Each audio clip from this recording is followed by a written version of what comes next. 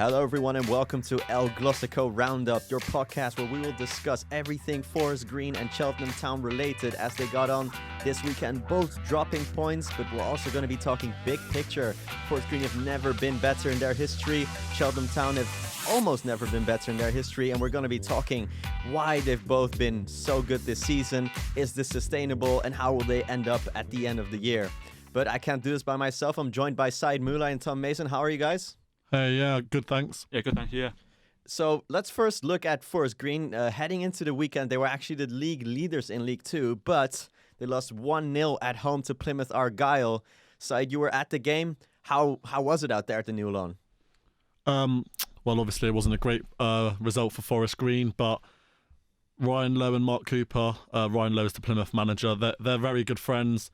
They've got a lot of respect for each other, but Ryan Lowe he's got the mental edge on him, I think he's got the mental edge on Cooper. Forest Green didn't really turn up to the races and Plymouth executed a game plan perfectly. Mark Cooper had a lot of words for the refereeing on this game. He tends to talk a lot about the referees. Let's hear from Mark Cooper first, and then we're going to react to what he's actually saying. So let's hear from him now. I found out on Tuesday who the referee was, and because it's such a big game, I had real concerns because it's his first year on the league. He has a record of booking lots of players, and I had a concern, not for us, for the game. I think everyone wanted it to be a good game, but that didn't transpire. I just think for such a big game, why not give us an experienced referee? I'm sure the referee's going to go on and be a good referee. But today might have been a little bit too much, too soon for him. So, guys, Cooper tends to talk a lot about referees, especially when the game doesn't go his way. Tom, do you think this is just sort of a defense mechanism, or does he actually have a point in this case? Yeah, I think the pressure's getting into a little bit. Obviously, they're quite high on the table and maybe didn't expect to lose to Plymouth, but blaming the referees quite easy and maybe something he does, like you say, quite often. So he should probably praise Plymouth a bit more if they did play well. Is this just a failure to basically just reflect Said on his own side's performance, or was it actually a case of that the referee actually did cost them the game this time out? I feel like in fairness he did give Plymouth a lot of credit. He did say in his post-match press conference, fair play to Plymouth. They've came here with a plan, they've executed it perfectly. I feel like he was giving Plymouth enough credit. However, I do see his point with the referee. I mean, it's the consistency of referees in League 2. It's not just Forest Green, and a lot of the time it is along both teams. But I feel like it's one of those catch-22 scenarios where the more you complain about the referee, the more they're going to sort of be on edge, and the more it's not going to help, is it? Exactly, yeah. But yeah, as you said, Cooper did also compliment Plymouth Argyle on their performance, but he also, as we're going to hear now from him, he did say his own side were lacking something in particular.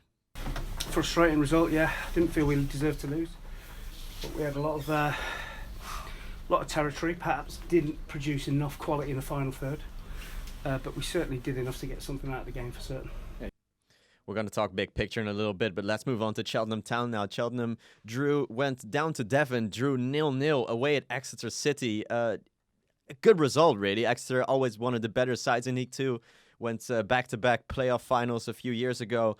0-0, I think, Tom, is quite a good result for Cheltenham, really. Yeah, it's a good result. Exeter's always a tough place to go. Cheltenham had a few problems. I think we're going to hear later on from Duff about getting there. So it's a good result for Cheltenham, and obviously if they win their games in hand, they'll probably be top of the table. Yeah, as you said, there's quite a funny story behind the Robins' travels down to Exeter, the 4.5-hour drive. But Said, you watch quite a lot of Exeter, and they have a very good home record.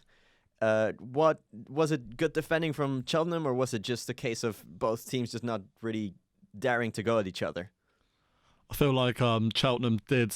Obviously, I wasn't at the game, so I haven't watched the full game back. However, the highlights and what I've heard. Michael Duff went down there with a game plan, much like how when Plymouth Argyle went up to Forest Green, they'd gone there with a game plan and executed it perfectly. However, I'm not trying to make excuses for Exeter, but they do have 10 first-team players out at the moment. They're rather depleted compared to how they usually be. However, again, Exeter last season, what sort of stopped them from getting promoted was they drop points really easily, and Matt Taylor will see this as a point gained rather than 2 points dropped, looking at how depleted his squad is. But looking at it from a Cheltenham point of view, Tom, their home record is incredible. It was one of the best actually in England. I think they only lost one game in an entire year up until that loss against Forest Green 2 weeks ago. But their away record is quite bad. Is this just a case of, what is it? Can you explain this to me? I think they're away. They got 12 points out of 8 away, which obviously compared to home form is nothing. In terms of explaining it, I think they just sort of seem comfortable and happy to play at home, but on the road, they just maybe haven't got the players to play away from home, or they haven't quite found the right system or the right sort of players who could play. So it's a difficult one to say, but hopefully they can turn it around soon. Yeah, Tom, you alluded to it earlier that Cheltenham had a bit of troubles getting down to Exeter. We're going to hear from Michael Duff now, who said the pre-game meal was scrapped because of the heavy traffic heading down to Devon. What people won't realise is it's taken us 4.5 hours to get down. Had to cancel the pre-match and go into Asda. The lads are eating pasta pots and couscous and things like that from Asda. So you throw all that into a team that's got one of the best home records in the league. And I thought it was a good away performance. We looked a lot more solid. Well, let's talk big picture now, guys. Forest Green sits second with a game in hand to league leaders, Swindon. Cheltenham sits sixth with 2 games in hand on Swindon. This is the highest they've been, I think, when they've both been in League Two. Can you talk me to? I'll come to you first, Said. What is the key to Forest Green having this historically good season, really? Well, I feel like they're just building on last season. Obviously, coming to the second leg of the playoffs, and they were still in it, but they just fell short. However, there's been a lot of turnarounds, obviously a lot of players in, a lot of players out, but Cooper's sort of instilled that same mentality, the same sort of philosophy that Cooper Ball, sort of what he brings to the table.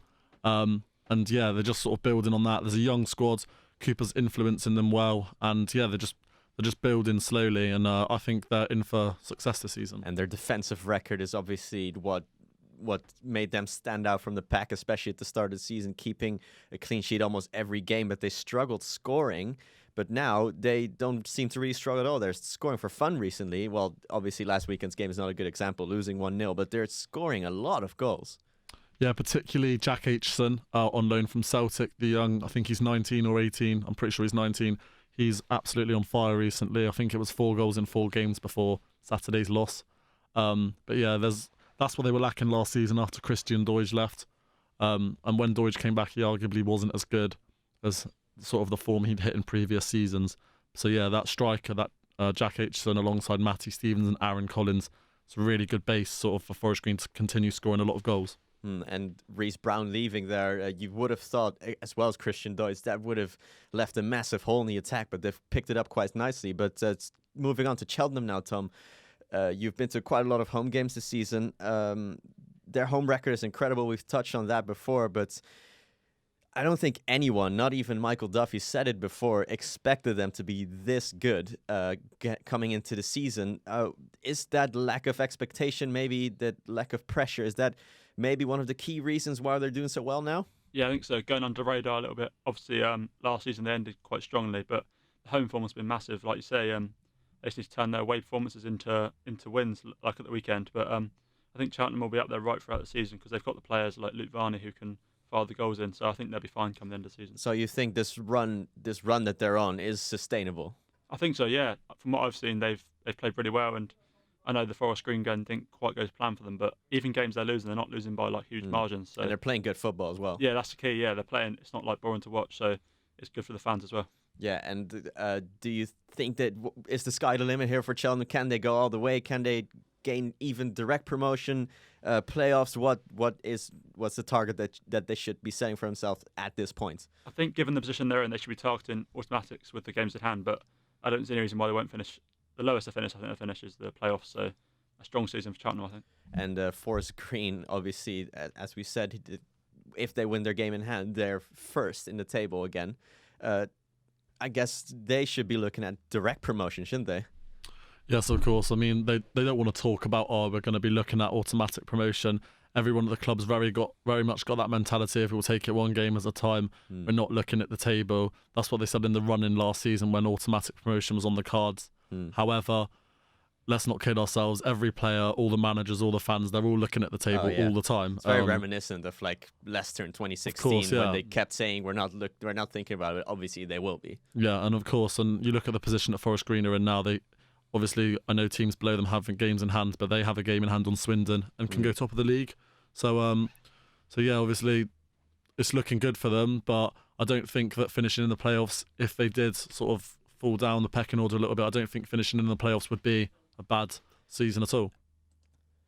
So speaking of taking it one game at a time, we're now going to be looking at the next game for both teams. Cheltenham have Colchester at home and Forest Green have Leyton Orient away. And obviously Cheltenham have that good home record. Forest Green have that massive away record. These should be games, guys, that both teams should be winning if they want to go up.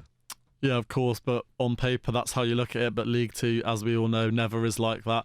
Leyton Orient obviously haven't been great all season. They've had an okay start, but they've sort of fell off a bit, especially losing at home last week. So Mark Cooper will be looking to take 3 points back from London. And obviously they've got a great squad, sort of all pretty much fit, ready for the game. So yeah. And Cheltenham, Tom, play Colchester's home, as we said. Colchester in 10th. It doesn't sound that great, but they're only 3 points behind Cheltenham. It's very tight there at the top. And Cheltenham obviously have that midweek game against Swindon as well. What do you see happening this weekend at the Johnny Rock Stadium? I think I'd back Cheltenham to win the game, but like you said, they lost to Forest Green last time out, so they want to put that right.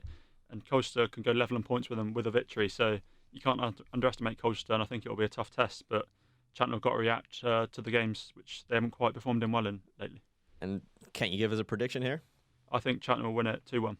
2-1 for Cheltenham. And Sid, you're our Forest Green expert here. What is your prediction for the Leyton Orient game? I'm looking at a solid 2-0 win for Forest Green. I also think that Colchester could spell a little shock. I think Michael Duff's team could be a little bit rattled from Forest Green, obviously beating them 2-1 in El Glosico.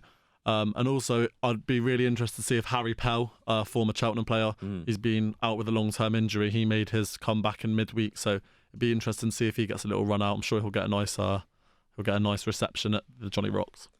Well, that's all we have time for today. Hopefully you enjoyed it as much as we have recording this podcast. Thank you very much to Syed Mullah and Tom Mason again. Thank you for joining me. And we'll see you next time. Thank you very much for listening.